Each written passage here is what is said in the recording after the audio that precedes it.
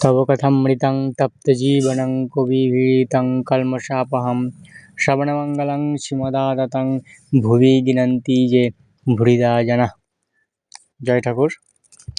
আগের আমরা অষ্টম পরিচ্ছেদ পাঠ করেছি। আজকে আমরা শ্রীরামকৃষ্ণ কথামৃতের নবম পরিচ্ছেদ পাঠ করব। কামিনী কাঞ্চনী যোগের ব্যাঘাত, সাধনা ও যোগতত্ত্ব। শ্রীরামকৃষ্ণ দক্ষিণেশ্বর মন্দিরে ভক্ত সঙ্গে বিরাজ করিতেছেন। বৃহস্পতিবার ৯ই ভাদ্র ১২৮৯, শ্রাবণ শুক্লা দশমী তিথিতে ২৪শে আগস্ট ১৮৮২ খ্রিস্টাব্দ। আজকাল ঠাকুরের কাছে হাজারো মহাশয় রামলাল, রাখাল প্রভৃতি থাকেন। শ্রীযুক্ত রামলাল ঠাকুরের ভ্রাতুষ্পুত্র।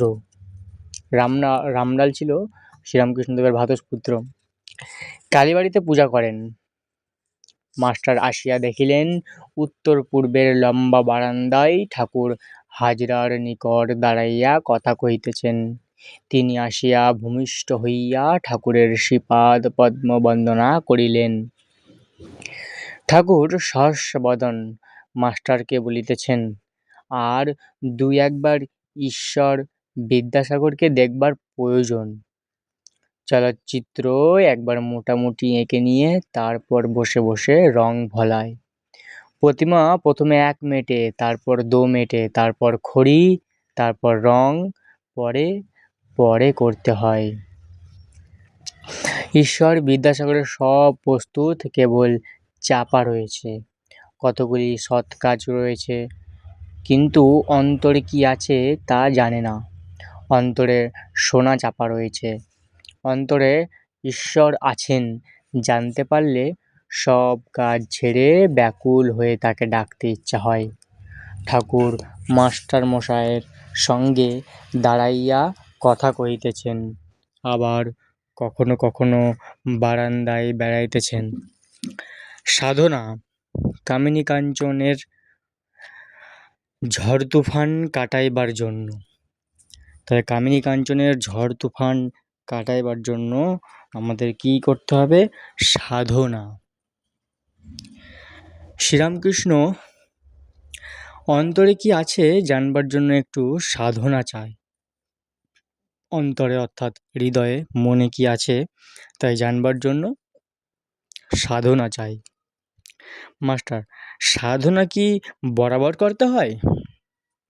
শ্রীরামকৃষ্ণ, না, প্রথমটা একটু উঠে পড়ে লাগতে হয়, তারপর আর বেশি পরিশ্রম করতে হবে না।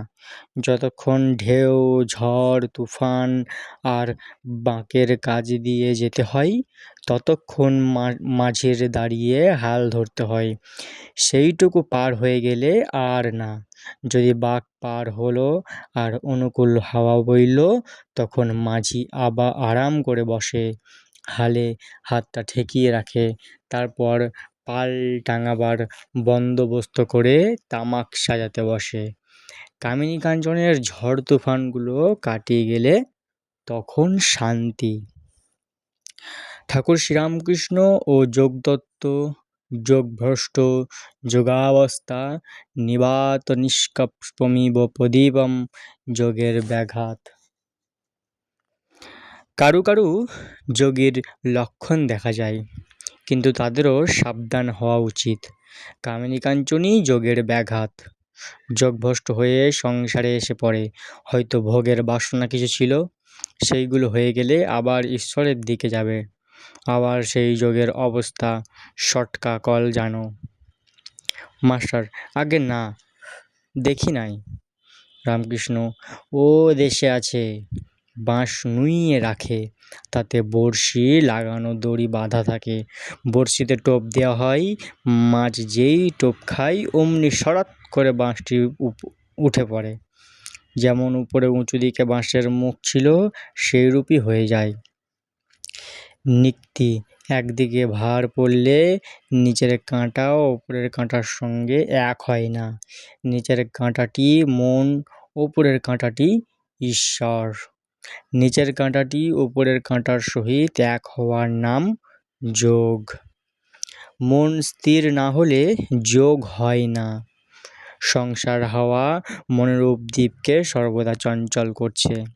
ওই দ্বীপটা যদি আদপে না নড়ে তাহলে ঠিক যোগের অবস্থা হয়ে যায়। কামিনী কাঞ্চনী যোগের ব্যাঘাত বস্তু বিচার করবে। মেয়ে মানুষের শরীরে কি আছে? রক্ত, মাংস, চর্বি, নাড়িভুঁড়ি, কৃমি, মুত, বিষ্ঠা, এইসব। সেই শরীরের ওপর ভালোবাসা কেন?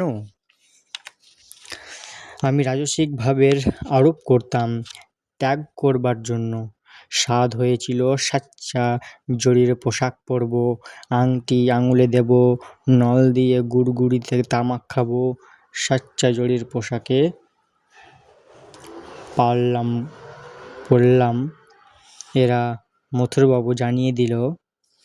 খানিকক্ষণ পরে মনকে বললাম, মনের নাম সাচ্চা জরির পোশাক। তখন সেগুলোকে খুলে ফেলে দিলাম। আর ভাল লাগলো না।